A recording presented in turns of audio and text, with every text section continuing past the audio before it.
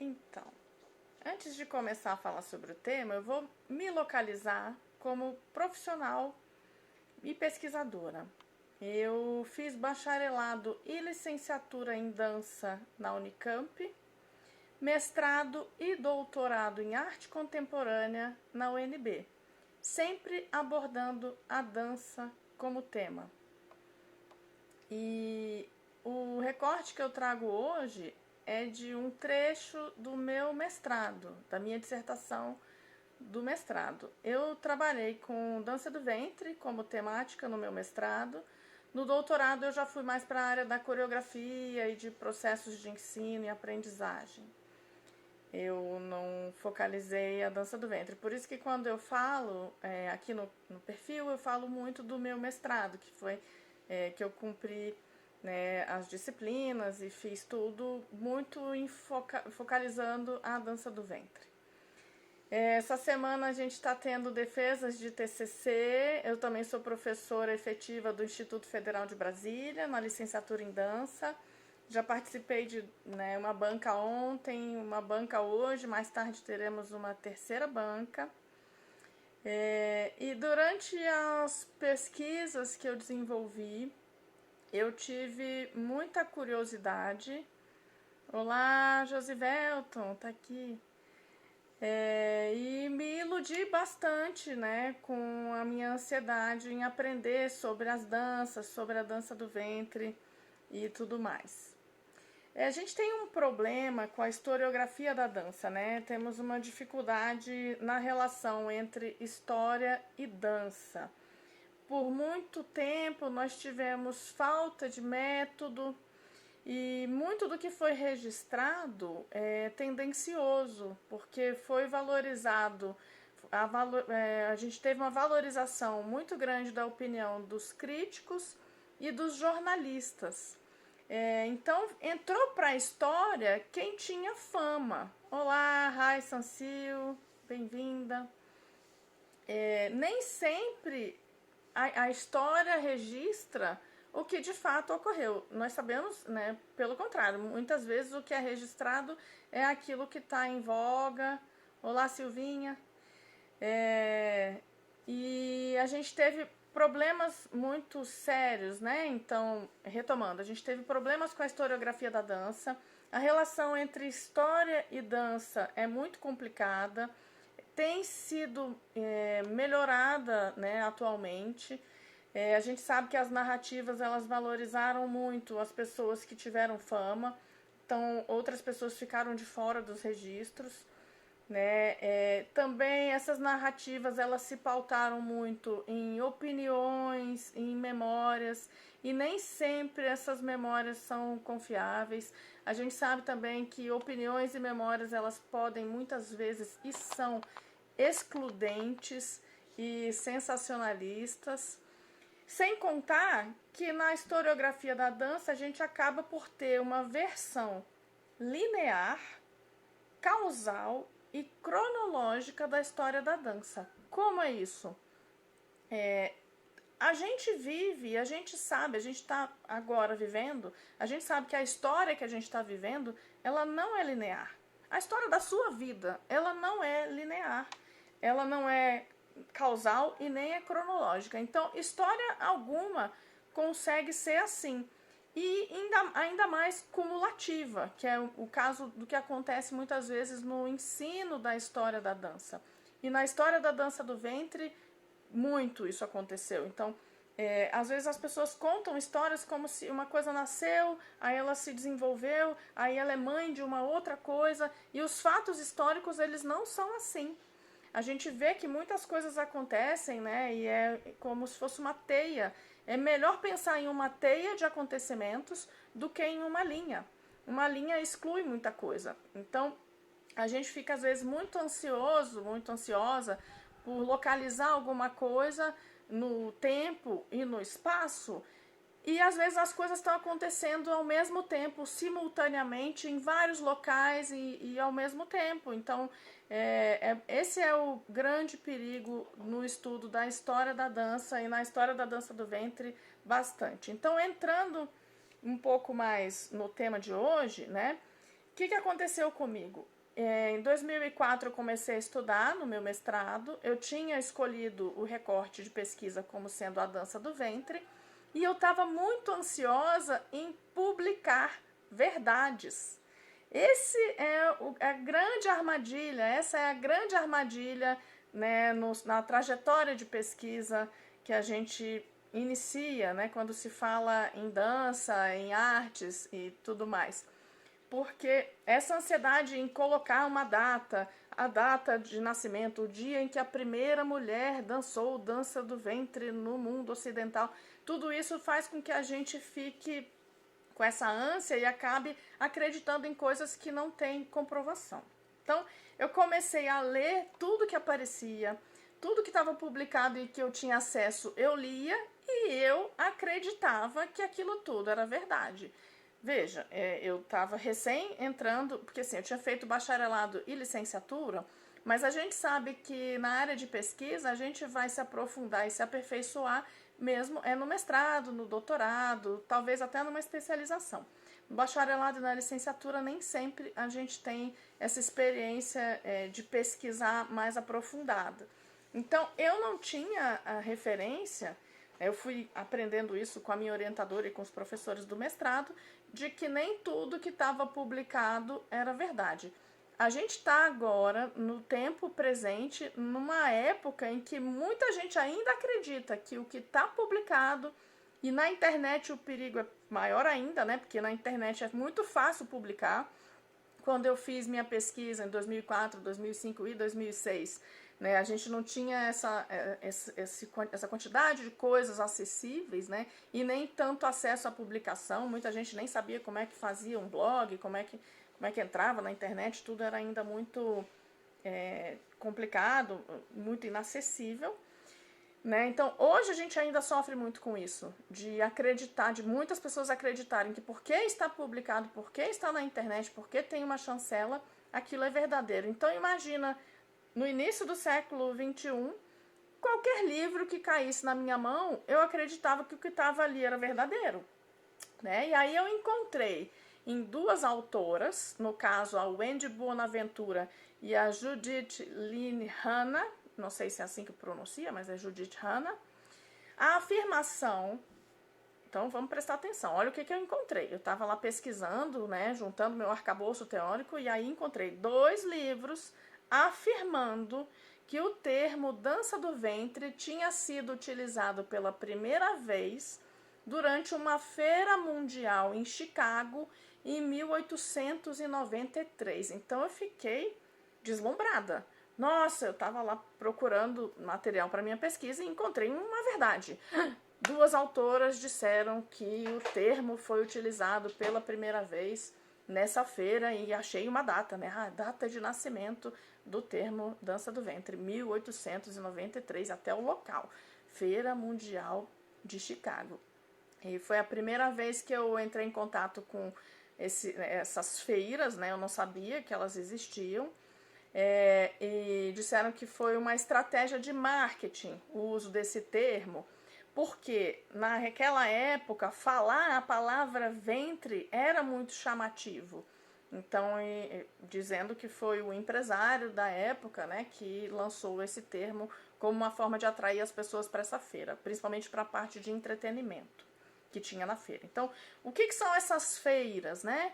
Essas feiras mundiais que ocorreram muito no século XIX, né, nos anos de 1800, 1850 em diante, elas também eram chamadas de exposições mundiais, ou exposições universais, ou exposições internacionais, e foram eventos de grande proporção que ficavam durante muito tempo ocorrendo em determinada cidade. Elas ocorriam muito na Europa e nos Estados Unidos. E ali se reuniam em pavilhões, né, mostras culturais, comerciais, industriais, a produção que se tinha à época disponível. A gente continua tendo hoje, né, muitas exposições. Então, o início dessa tradição foi lá, no século XIX. Só que nessas primeiras feiras a gente teve muitos problemas não é que teve problemas, é que hoje em dia, olhando para elas, a gente enxerga o problema do orientalismo, que a gente já falou sobre o orientalismo aqui em outras oportunidades. Isso é um termo, eu vou ressaltar, que é muito importante. Todo mundo que tem interesse em saber mais sobre teoria e história, sobre a dança do ventre, tem que se informar sobre o que é o orientalismo. Esse orientalismo, ele transformou esses pavilhões em espaços de valorização daquilo que era considerado exótico e excêntrico, mas muitas vezes o espectador que ia a essa feira, ele ia esperando encontrar uma coisa e ele chegava lá e encontrava outra coisa. Então, como que eu vou tentar aqui dar um exemplo para vocês? Vamos imaginar que hoje alguém resolvesse fazer uma feira mundial e colocasse um pavilhão brasileiro. O que as pessoas vão esperar encontrar ali? Vamos pensar, né? Quando a gente vê, de repente, as aberturas das Olimpíadas e até os encerramentos, a gente vê muito do que as pessoas esperam enxergar daquele país naquele espaço. Então, eles vão querer encontrar mulheres com aquelas roupas brilhantes, as pessoas dançando, sambando, jogando futebol. Imagina que alguém coloque na feira uma família, nessa feira, na exposição, né? Uma família brasileira fazendo outras coisas, vivendo sua vida cotidiana, desenvolvendo seus estudos. A casa da gente, agora na pandemia. As pessoas sentadas nos seus computadores, trabalhando online. Não é isso que o público espera ver, né? Então, as pessoas esperavam chegar num pavilhão onde tivesse o mundo oriental sendo retratado. E aí, se você pensar na dança do ventre, as pessoas esperavam ver mulheres com véus, né, com aromas, incensos e todo aquele imaginário orientalista. E muitas vezes o que eles encontravam eram dançarinas populares, com outras roupas, com outras performances, e isso de alguma forma desapontava os espectadores, né? Essa feira de 1893, que foi, né, a informação que eu encontrei e que se dizia ter sido onde a primeira mulher dançou dança do ventre no mundo ocidental e onde pela primeira vez esse termo foi mencionado. Essa feira ela foi uma feira em homenagem aos 400 anos da viagem de Cristóvão Colombo às Américas. Pode ter coisa mais colonial do que isso? Olha o colonialismo aí, né? Super colonialista essa feira. Mas enfim, era uma tendência da época. E essa feira ela tinha uma área destinada ao entretenimento. Oi, Leandro, beijo. Também amo você.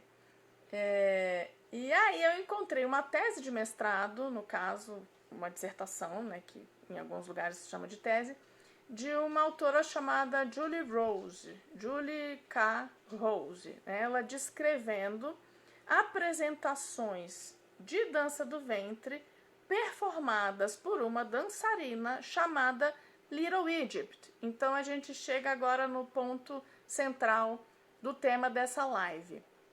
Então lá, vamos lembrar. Eu estava pesquisando, estava em busca de verdades. Eu encontrei 2 livros falando sobre uma feira mundial em Chicago, em 1893, e afirmando categoricamente de que o termo dança do ventre apareceu pela primeira vez nesse espaço, nessa localidade, nessa data.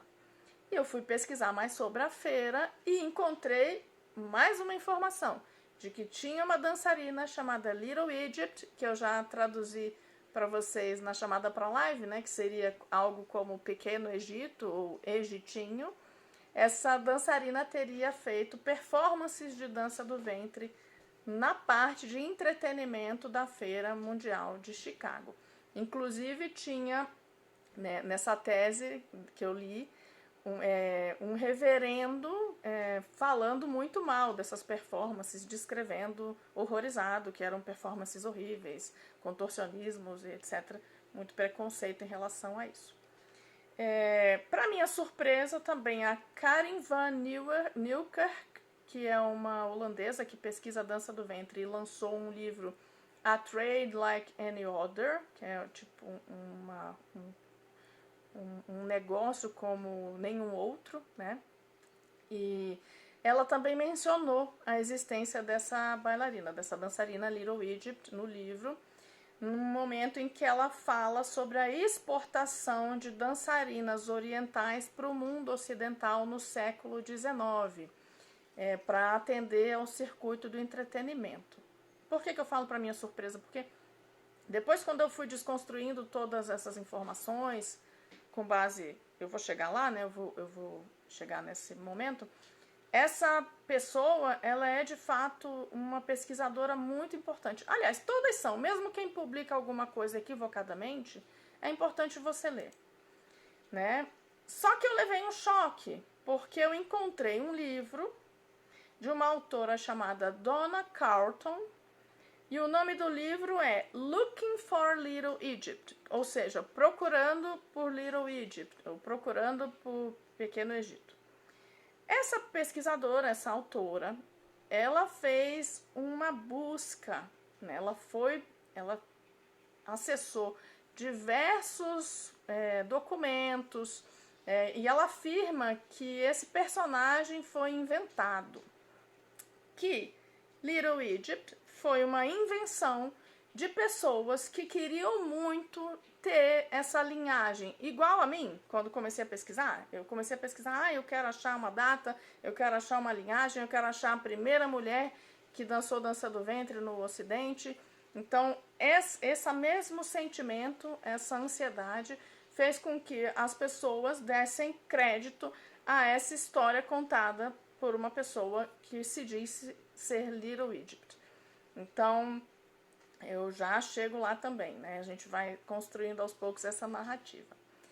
Só que uma outra pessoa chamada Keith Sherriff afirmou que a dança do ventre tinha sido trazida para o mundo ocidental em outra data, em 1889, trazida por dançarinos turcos. Então, aí eu já tinha, enfim. Então, eu achei um monte de verdade nas quais eu passei a acreditar. Eu cheguei até a publicar coisas, escrever na minha dissertação. Depois eu tive que me explicar para a minha orientadora de que eu tinha achado outras referências desmentindo tudo aquilo, né? Então, primeiro eu acho várias pessoas afirmando uma coisa e eu começo a achar outras pessoas afirmando o contrário. Então, a Donna Carlton falando que essa personagem tinha sido inventada e esse outro autor falando que a dança do ventre não chegou em 1893, mas chegou em 1889, trazida por dançarinos turcos. Então, enfim. A pesquisa... Oi, Karina! Seja bem-vinda. A pesquisa dessa Donna Carlton, olha a profundidade da pesquisa que ela desenvolveu, né? Ela fez uma pesquisa documental, ela foi atrás de souvenirs da feira, dessa Feira Mundial de Chicago, microfilmes de jornais, ou seja, né, imagens microfilmadas de jornais que foram publicados na época da feira. Ela acessou obituários procurando, né, se tinha alguma notícia de morte de alguma dançarina chamada Little Egypt. Procurou revistas, fez entrevistas com pessoas relacionadas a essa feira, visitou o local da exposição e não encontrou qualquer menção a uma dançarina chamada Little Egypt na Feira Mundial de Chicago. Isso significa que essa dança não aconteceu? Não.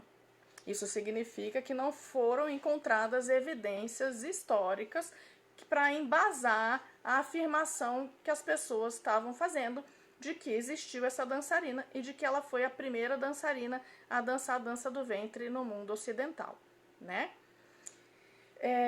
No que isso implica? Né? É complicado.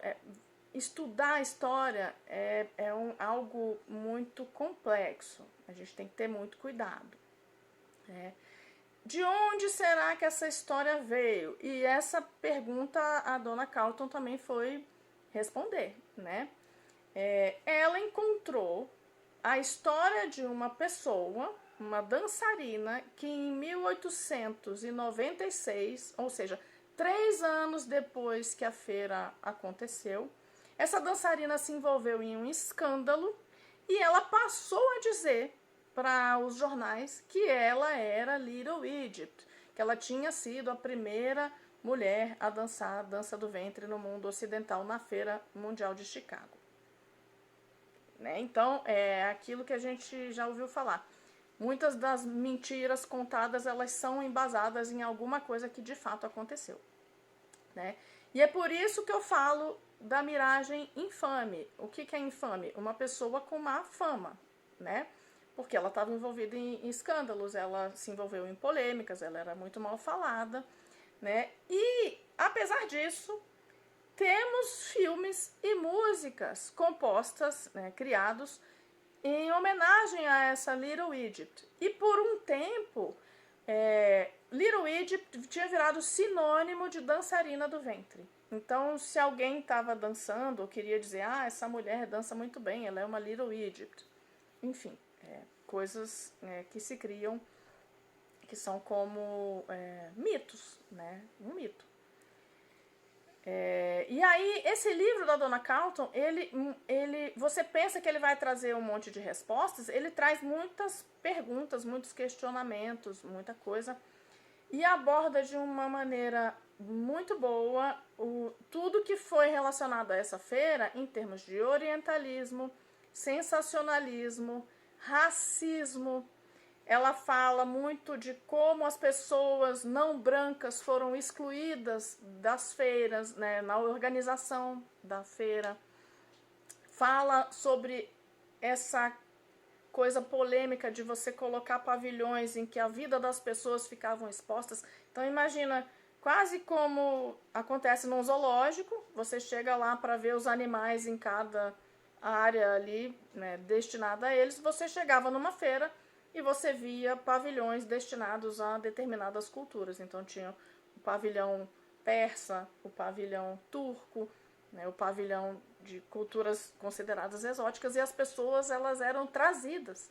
Elas estavam ali representando aquela cultura, fazendo suas artes, fazendo seu cotidiano, muitas vezes fazendo algum ofício, né, lapidando pedras, etc. e tal. Né? Então, esse livro ele é muito importante, esse Looking for Little Egypt, para falar bastante sobre essas feiras nesse quesito, né?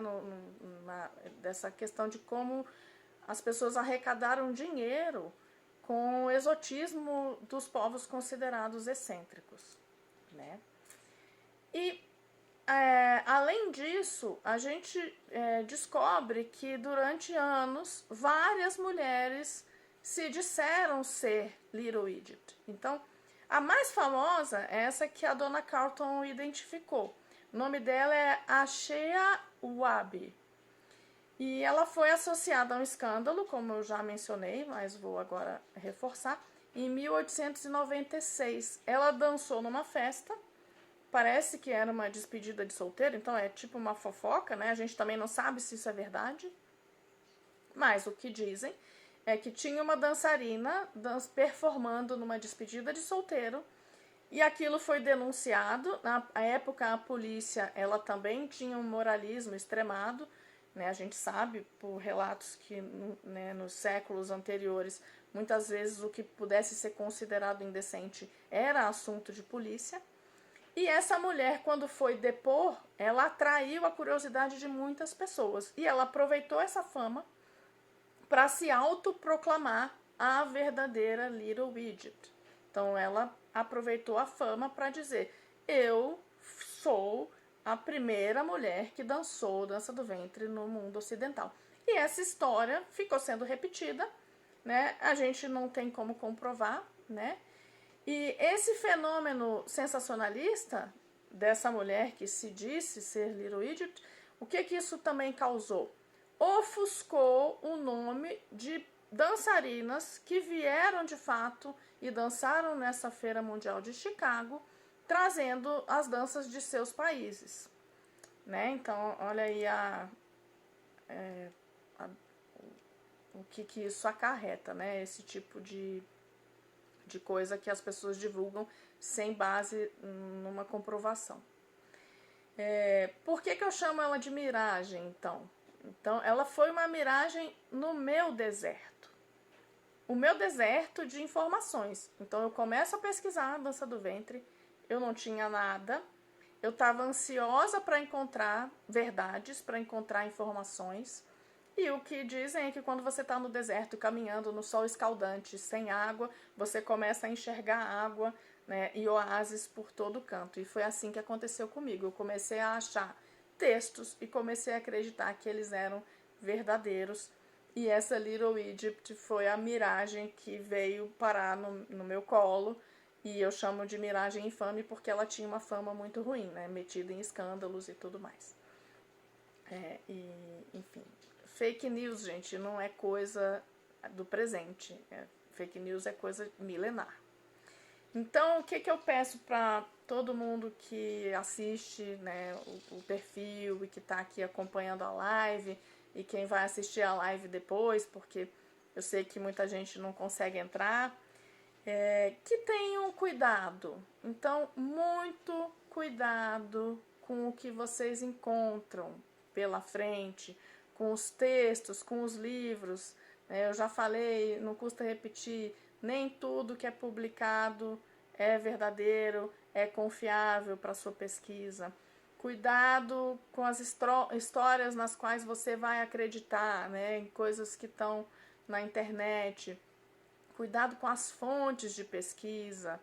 Cuidado com a ansiedade. A ansiedade é o pior em relação à pesquisa do conhecimento histórico, teórico. Então, a gente ficar ansiosa por encontrar alguma coisa para a gente afirmar, ou dizer, ou publicar, ou escrever, isso pode te levar a cometer equívocos como esse que eu cometi no meu mestrado. Então, se eu for falar sobre a importância de aprender sobre a história da dança do ventre, né, eu vou pensar nessa Cíntia Gamila, né, que sou eu, lá no ano 2000, vamos para 1993, quando eu tive o primeiro contato com a dança do ventre, eu dançava, mas eu não tinha conhecimento sobre essa dança.